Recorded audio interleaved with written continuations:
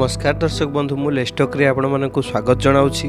Hi friends, SBI ग्राहक मानक पई आसीगला गोटे बहुत बड़ खुशी खबर। जदि आपण मानकर एसबीआई स्टेट बैंक रे खाता अछि तेबे जानि रखंतु आपण माने पाई परिबे 11,000 टंका। ए नै एसबीआई को पक्षरु जारी हला आउ एक नुआ सूचना जहा हमें वीडियो रे कंप्लीट भाव रे जानि नबा। सेथि जोगु वीडियो टिकु कंप्लीट भाव रे देखंतु। तेबे एसबीआई को आकृष्ट करिवारे समय समय रे अनेक लोभनीय स्कीम मध्य करिथाए। एबे वर्तमान समय रे एसबीआई आनिछि आउ एक योजना जहाँकि से आपण माने पाई परिबे 11,000 टंका। कौन रही अपडेट टी संपूर्ण भाव जानवा से जो वीडियोटी को कंप्लीट भाव में देखे नियंतु।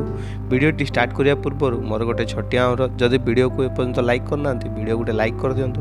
चैनल को जदि नुआ कर चैनल को सब्सक्राइब कर पाखे थिया बेल आइकन रे क्लिक करंतु।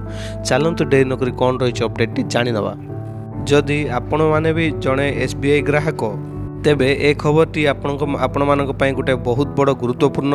समस्त बैंक मध्य सर्वश्रेष्ठ रही एसबीआई बैंक कहीं कारण सुलभ मूल्य रे एही बैंक सुध मध्य प्रदान करिथाए। तेबे जदि आपण माने एही एसबीआई स्कीम रे आवेदन करूछंती तेबे आपण माने पाई परिबे बहुत टंकार लाभ। तेबे जानि रखंतु एही स्कीम रो नाम होउछि एसबीआई संचय योजना बा बारदी स्कीम। एही योजना माध्यम रे आपण नियमित भावे एक निश्चित राशि बैंक रे जमा करबा को हेबो। एक निर्धारित समय पई आपको एही योजना रे टंका जमा करबा को पड़िबो। तेबे एठी आपनकर मन रे प्रश्न उठुथुबो जे तेबे आपण माने 11,000 टंका पाइबे किबळी। तेबे एसबीआई रो आरडी निवेश द्वारा आपण मध्य ए टंका पाई परिबे।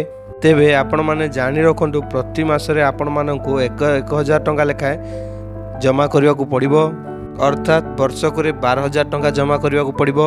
तेबे एही भली भाव रे आपण माने 5 वर्ष रे मोट 60,000 टंका जमा करिवे। सेथिरे आपण मानकु बैंक 6.5% करी सुध हार प्रदान करिथाए। एही सुध रे आपण माने कैलकुलेट करले प्राय आपण मानकु 10,999 टंका मिलिबो। एही भली भाव रे आपणकर मोट रिटर्न टंका बा संचय 70,999 हेबो।